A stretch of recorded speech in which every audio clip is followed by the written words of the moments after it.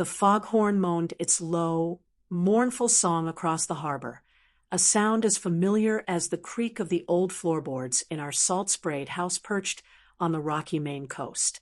I never imagined hiring a male au pair, a manny as the glossy agency brochures called them, but the relentless juggling act, freelance editing deadlines bleeding into sleepless nights, 3 children under 10 radiating chaotic energy, and a house that seemed to perpetually smell of damp sea air and impending disarray, had worn me down to a frayed nerve. Marcus, my husband, was gone more often than not, chasing deals down in Boston, leaving me adrift in the swirling currents of parenthood and isolation. So I yielded. Finn came recommended by a summer friend whose praise bordered on evangelical. Incredible with kids, Eliza, she'd insisted over a crackling phone line. Trustworthy as the tides. When he arrived for the interview, the fog clinging to his dark, wind-tousled hair, I was taken aback. I'd pictured someone weathered, perhaps retired, a grandfatherly figure smelling faintly of pipe tobacco. Finn, however, was maybe late 20s, lean and tall, with eyes the color of the sea just before a storm and a quiet, disarming smile that coaxed tentative grins from Leo, my usually shy youngest. He got the job, partly out of my sheer desperation, partly because watching him effortlessly charm Leo, coaxing him out from behind my legs within minutes, felt like witnessing a minor miracle. He didn't just watch them, he engaged.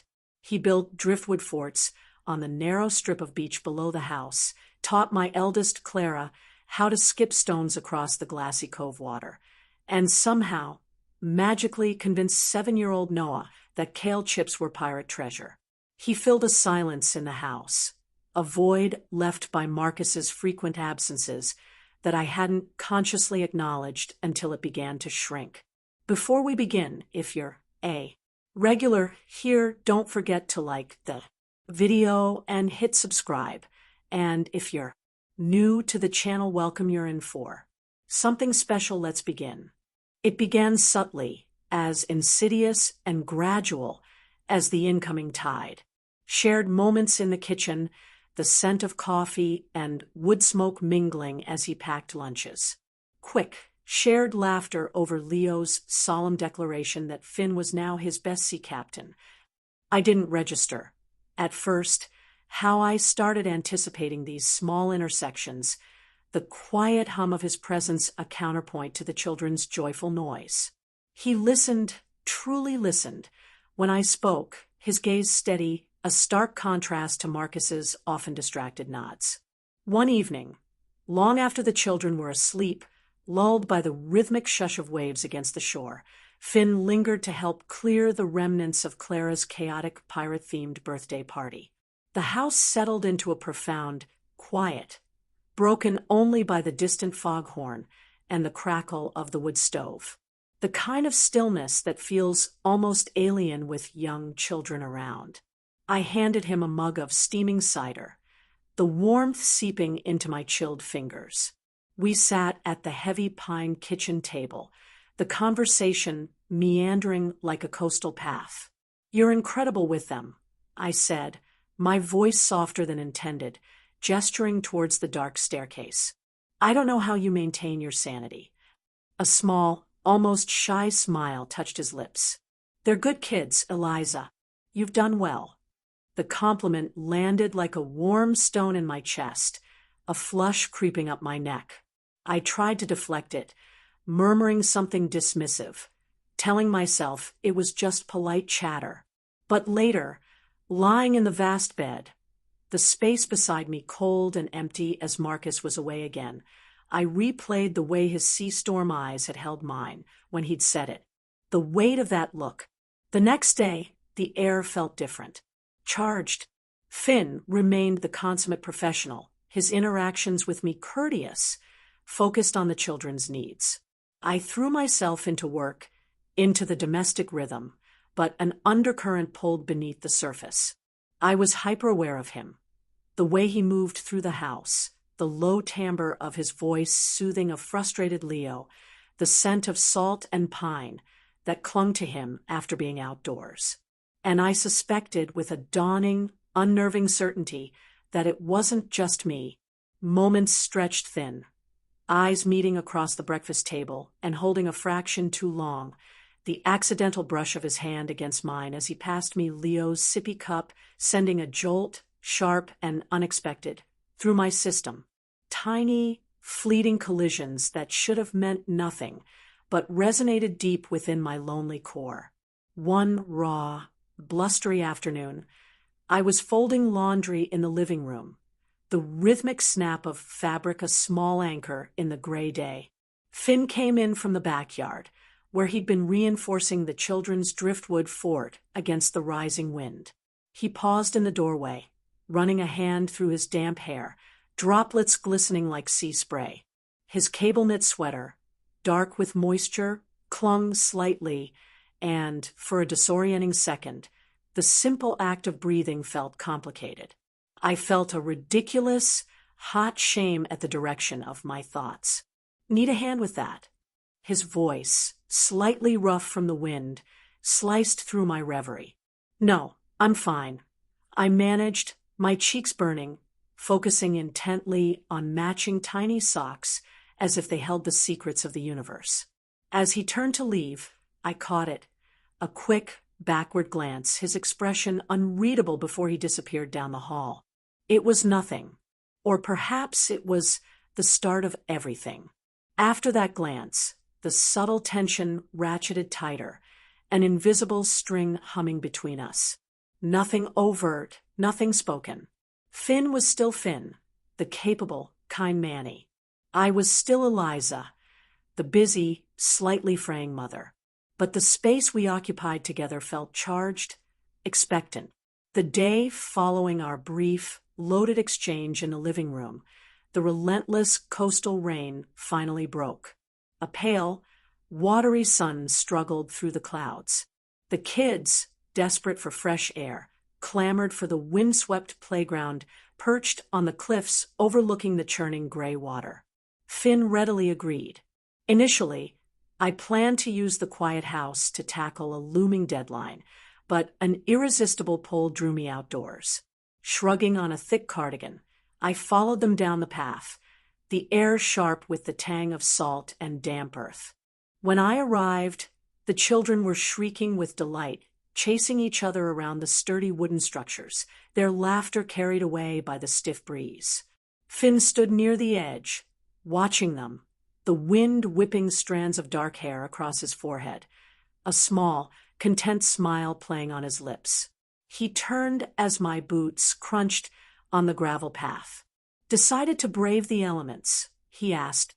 His tone was light, but his eyes lingered, searching mine for something I couldn't decipher.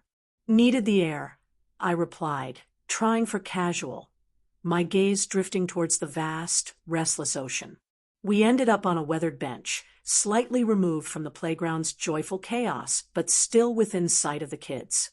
The conversation flowed easily at first, the children's latest escapades, the stubbornness of Maine weather, the quirks of the old house. Then he turned that steady, thoughtful gaze on me again. "You seem quiet today, Eliza." "Just a lot on my mind," I deflected, tucking a wind-blown strand of hair behind my ear, the gesture feeling flimsy, inadequate. He nodded, leaning back, his shoulder brushing the damp wood of the bench. "Anything you want to share?" For a fleeting moment, I considered it, unburdening the weight I carried, the relentless demands, the gnawing loneliness of a marriage that felt increasingly like a logistical arrangement rather than a partnership. But the impulse died as quickly as it arose. He was my employee. This was inappropriate, dangerous. "I'm fine," I insisted, forcing a smile. "Really?" He didn't push, but the ensuing silence wasn't awkward. It felt understanding, as if he could read the things I wouldn't say in the tightening of my lips, the restless pleating of my skirt hem. Soon, the kids tumbled towards us, breathless, cheeks flushed pink from the wind, demanding juice boxes. Finn rose, pulling them from his backpack, handing one to Leo with a gentle hair ruffle. Watching him, so patient, so naturally attuned to their needs, I felt that familiar, complicated pang, immense gratitude mixed with a sharp, unexpected envy. When the children scampered back to the swings, Finn turned to me again, his voice softer now, barely audible above the wind and the distant crash of waves. "You're a phenomenal mother, handling all this." He gestured vaguely, encompassing the kids, the house, the implied weight of my life. A startled laugh escaped me. "I rarely feel like it." "Well, you are," he stated, his tone unexpectedly firm. "It's impressive." His sincerity caught me utterly off guard. I looked away, focusing on a lone fishing boat battling the choppy gray waves far below, the compliment warming me despite the chill air. I could feel his gaze on my profile. "Thank you, Finn," I finally murmured, my voice tight. The rest of the afternoon unfolded without further incident. But walking back up the path towards the house, the scent of wood smoke already beginning to curl from chimneys, I couldn't shake the feeling that the ground beneath my feet had shifted. The unspoken tension hummed, louder now, undeniable. Later that evening, long after the children's breathing had evened out in sleep, I stepped onto the covered back porch, wrapping a thick woolen blanket around my shoulders. The air was cold, sharp with the promise of frost, the only sounds the rhythmic sigh of the ocean and the lonely cry of a gull somewhere in the darkness. I closed my eyes, letting the immense, indifferent quiet seep into me. I didn't hear him approach until his voice startled me. "Mind if I join you?" My eyes flew open. Finn stood silhouetted in the doorway's faint light. I hesitated, then nodded, pulling the blanket tighter. He sat on the step below me, leaning back against the weathered post, gazing out into the blackness where the sea met the sky. "Peaceful out here," he observed quietly. "It is," I agreed, my voice barely a whisper. We sat in silence for a long moment, the space between us electric, charged with everything unsaid. It felt both too close and impossibly distant. When he finally spoke, his voice was low, hesitant. "I hope I'm not overstepping, Eliza, but you seem like you could really use a break. From all of it." I didn't answer immediately. I turned, really looking at him in the dim light, seeing the genuine concern etched around his eyes.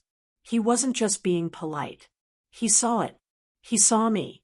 "Maybe," I admitted, my voice trembling almost imperceptibly. "But life doesn't often offer breaks, does it?" A faint smile touched his lips as he turned his gaze back towards the invisible horizon. "No, I suppose it doesn't." The air thickened, grew heavy. A current seemed to flow between us, pulling tighter, tighter. I felt him shift, just slightly, his arm brushing against the thick wool of my blanket. My breath hitched. The world narrowed to this small space. The cold air, the sound of the sea, the nearness of him. But just as the moment reached its peak, just as the tension felt unbearable, he stood abruptly, breaking the spell. "I should probably head out," he said, his voice regaining its usual, easygoing cadence, though perhaps a little strained. I nodded, clutching the blanket like a shield. "Good night, Finn." "Good night, Eliza." His gaze lingered, a fleeting intensity in the darkness, before he turned and disappeared back into the warm light of the house. I remained on the porch long after he'd gone, the cold seeping into my bones, staring out at the vast, unknowable darkness. A storm of conflicting emotions raged within me, relief, sharp regret, a deep, aching longing I couldn't name. It was a dangerous cocktail, leaving me breathless and unsteady. When I finally went inside, the house was utterly still. Finn's car was gone. The children slept soundly. Climbing the stairs to my own empty bedroom felt like ascending a mountain. Lying in bed, staring at the familiar shadows on the ceiling, I couldn't escape the echo of the near miss, the way his eyes had held mine, the almost touch, the charged silence. It would have been so easy, so terrifyingly easy, to close that distance, to fall into something that felt both utterly wrong and frighteningly inevitable. But we hadn't. And that was the torment of the almost. It lingered, a ghost in the periphery, whispering of what might have been. The next morning, when Finn arrived, heralded by the crunch of tires on the gravel drive, the world attempted to reset itself. He greeted the children with his customary warmth, his smile easy. We exchanged polite, necessary words about schedules and grocery lists. But when our eyes met just for a second, across the expanse of the kitchen island, the shared knowledge was there, unspoken, acknowledged. The memory of a line drawn perilously close in the dark. Then he looked away, towards the children. And I looked away, towards the swirling gray mist outside the window. Because some thresholds, once imagined, could never truly be unimagined, even if they remained uncrossed. Click on the subscribe button on the screen to subscribe for more real and true stories like this.